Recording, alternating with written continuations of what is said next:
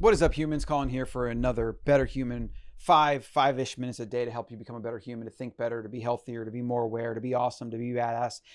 Life is about the journey, not the destination. That's what the Better Human podcast and network's all about. It's trying to help you to level up your thinking, level up your life, level up your habits, and get more done in less time so that you can enjoy life and the amazing gift that it is. Instead of getting sucked into the muck, you have to dictate your reality, control what you let into your life and who you let into your life to live the life based on your principles and how you want your life to be. At the end of it, you want to look back and be like, wow, that was cool. I like that. I like that life of mine. I didn't just live for other people and do other things they wanted me to do. I didn't not pursue my dreams because I was afraid of what people might say or they might laugh at me or whatever. I did it. I got it. I went after it. I lived fully. People want doctors to give them the illusion of health. They want government to give them the illusion of safety. They want formal education to give them the illusion of knowledge. This is a tweet by a dude I follow, PD Magnum Health and Fitness Maximalist on Twitter. Let's unpack each one real quick. Just some things to think about, just some food for thought. So much of life is keeping certain ideas at the forefront of your mind and then building habits around them so then you can then push them out of the forefront of your mind. So you have to have conscious effort to build habits and build a life. And then as those habits become ingrained, you can actually stop thinking about them as much. That being said, you still got to remember the first principles, the basics, and always make sure you're hammering away at them. Every so often, I might find myself eating out of restaurants more. And then I remember how toxic seed oils are. And I'm like, yeah, I got to stop doing that, right? And I kind of correct myself. People want doctors to give them the illusion of health. Now, this is the modern world. Unfortunately, it is. People look to the experts, look to the politicians, look to the media, the people on TV, celebrities. I mean, even worse, celebrities. Like, it's incredible. People that are celebrities, usually actors, spend their whole life pretending to be someone else. That's their skill. That's their craft. And you go to them for advice on life. Like, it's insane. Like, doesn't mean some of them don't have things to say and like have learned things. Sure. But like, they should not be a source of information or a trusted source on really anything. And that's kind of true of everybody, including doctors. Doctors can give you one form of information, one data point. And maybe celebrity, mainstream media, maybe all of that can give you each its own perspective, its own data point. Then you have to do the hard necessary work to go and investigate the alternative to whatever they're telling you, and then everything in between. And the reality is, this is what I've found. This is a simple heuristic for me. Anything a politician says to me is hogwash. Anything mainstream media says is hogwash. Anything a celebrity says generally is hogwash. I look to the opposite of what they say, and I find truth. And at the very least, even if they're on the right path or they're kind of saying something, I know that there's a ton of nuance that has to go into whatever they're saying to get me closer to the truth. If you trust the medical establishment, which is supported by you could say trillions of dollars of medical expense and big pharma and even big food, you listen to these people that are operating in a paradigm of helping sick people basically not die. They're not operating under a paradigm of let's get people healthy so they don't have to come to the hospital at all. They're operating under a paradigm of come see me, tell me a few things, and I'm going to write you a script, and then Big Pharma gets rich, and we're just going to basically maintain this thing to the best of our ability. And we'll do checkups every so often. You'll be basically a customer for life because you'll be sick, and that's a really good business strategy. It's pretty good for medical, for me, the doctor, for Big Pharma, for everybody. Healthy people don't pop pills. Healthy people don't go to the hospital or to the doctor.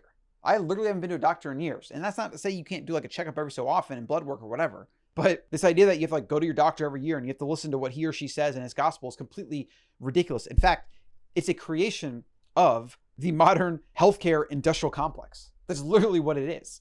They want governments to give them the illusion of safety. This is something I think about a lot in Texas and in Florida, where you do have pretty open carry laws and concealed permit laws around firearms and stuff. Places like that, you don't really want to piss people off. You don't really want to engage in road rage. You don't really want to do anything to make somebody who may be slightly on the edge pull out their gun and shoot you in the face.